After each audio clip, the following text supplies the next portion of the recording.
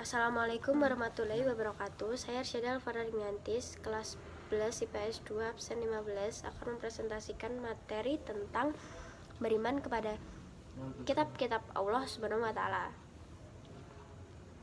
Al-Qur'an diturunkan oleh Allah Subhanahu wa taala untuk menjadi petunjuk bagi orang-orang yang bertakwa. Untuk mengetahui petunjuk Allah Subhanahu wa taala, hendaknya seorang muslim giat membaca Al-Qur'an dan menaburinya.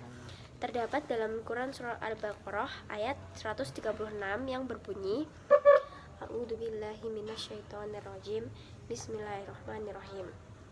Qulu amanna billahi wa ma unzila ilaina wa ma unzila ila Ibrahima wa Ismaila wa Ishaqa wa Yaquba wal asbati wa ma utiya Musa wa Isa wa ma utiyat nabiyuna min rabbihim la nufarriqu baina ahadim minhum wa nahnu lahu muslimun, yang artinya katakanlah kami beriman kepada Allah dan kepada apa yang diturunkan kepada kami dan kepada apa yang diturunkan kepada Ibrahim, Ismail, Ishak, Yakub dan anak cucunya, dan kepada apa yang diberikan kepada Musa dan Isa, serta kepada apa yang diberikan kepada nabi-nabi dan Tuhan mereka. Kami tidak membeda-bedakan seorang pun di antara mereka, dan kami berserah diri kepadanya. Yang kedua, beriman kepada kitab Allah Subhanahu wa taala memiliki dua arti.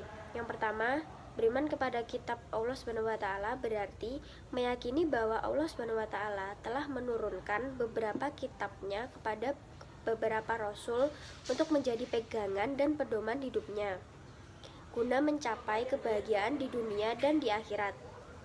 Yang kedua, beriman kepada kitab Allah Subhanahu wa taala berarti mempercayai dan meyakini dengan sepenuh hati bahwa Allah Subhanahu wa taala telah menurunkan kitab-kitabnya kepada rasul yang berisi wahyu untuk disampaikan dan diajarkan kepada umat manusia.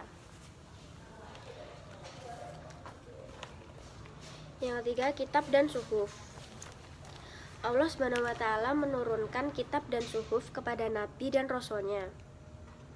Kitab yang dimaksud adalah kitab yang berisi peraturan, ketentuan, perintah, dan larangan yang dijadikan pedoman bagi umat manusia.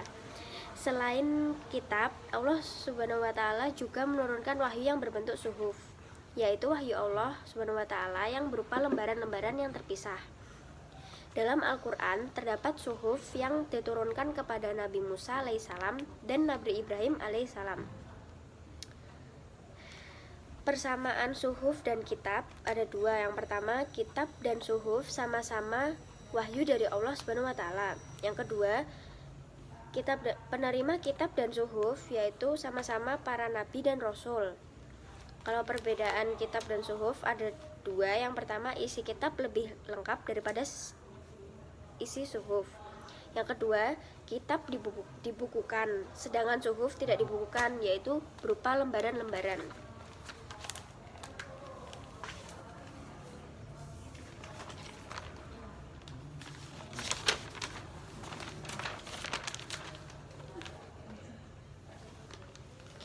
Yang terakhir, kitab-kitab Allah Subhanahu wa taala dan para penerimanya. Yang pertama, kitab Taurat. Dalam bahasa Ibrani disebut Torah, yaitu kitab suci yang diturunkan Allah Subhanahu wa taala kepada Nabi Musa alaihissalam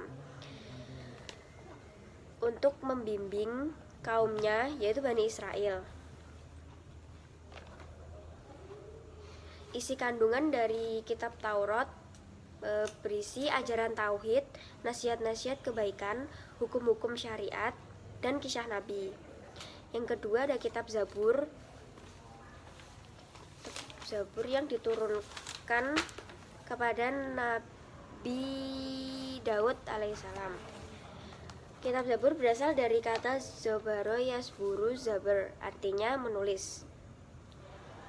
Kitab Zabur berisi 150 nyanyian yang tidak mengandung hukum-hukum tapi berisi nasihat-nasihat, hikmah, pujian, dan sanjungan kepada Allah SWT. Isi kandungan dari kitab Zabur yaitu nyanyian untuk memuji Tuhan, nyanyian sebagai ungkapan syukur kepada Tuhan, ratapan-ratapan jamaah, nyanyian untuk raja, ratapan dan doa individu. Yang ketiga ada kitab Injil yang diturunkan kepada Nabi Isa alaihissalam untuk meluruskan pandangan orang-orang Yahudi yang bersifat materialistis. Yang kedua intinya berisikan ajaran kepada umat Nabi Isa alaihissalam untuk hidup dengan zuhud, menjauhi kerakusan dan ketamakan duniawi. Isi kandungan dari kitab Injil yaitu ajaran tauhid, hukum-hukum syariat, nasihat-nasihat kebaikan, dan sejarah nabi terdahulu. Yang terakhir ada Al-Quran yang diturunkan kepada Nabi Muhammad SAW.